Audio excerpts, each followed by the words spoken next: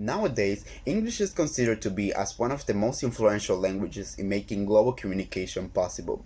That's why parents enroll their children into language schools, because one of the things they will be proud of as parents is to say they could speak in a foreign language. During our teaching practicum, we were able to notice how the process of learning a language works for a child, and from the beginning we noticed in a group of students some difficulties with expressing their ideas fluently and orally, which led us to wonder why it was happening and to consider that as the matter of the study. But all the hypotheses and research must be proved, right? So that's why we started collecting data through observations. We really involved ourselves in the classroom. We applied some dynamic strategies in order to know more about their behavior, about their performance, learning style, and their motivations. It means that we had a very complete interaction with them. In research study, it is more than necessary to gather all the information possible in order to support the research. In our end, we made interviews and surveys to find out or identify those problems the students were facing when they were performing in speaking or speaking English.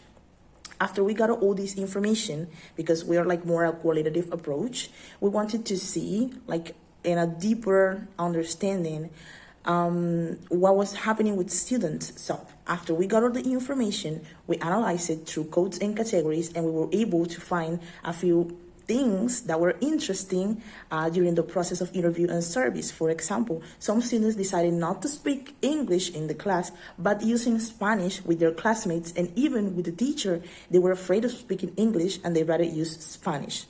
And another interesting point that we could find is that students learned everything by heart when they were going to do a presentation. For example, what is your favorite sport, or any topic of their interest. They decided not to use their oral production, but they learned everything by heart. So there is no actual authentic oral production. So all these analyzing led us to wonder what is happening with students. Do they actually want to learn English, or they haven't found a way to boost the language? Trying to solve this question, we also found that children spend few hours of practice outside the classes, which shows that there is no continuity in the learning at home.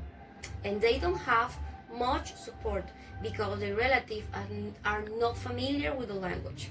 It's not necessary to have a master to know that when children are really motivated by something, they focus their interest in this activity. And that is possible to play. So, in order to fill this gap, we propose a speaking-based booklet, which aims to make it possible for children to improve their oral fluency by using speaking challenges, song, and speaking activities, gap activities. We believe that this strategy will not only help children improve their fluency and encourage the interest, but it also contributes to that stage of exploration and creativity that each child has, and which is essential for the integral development. Thank you very much.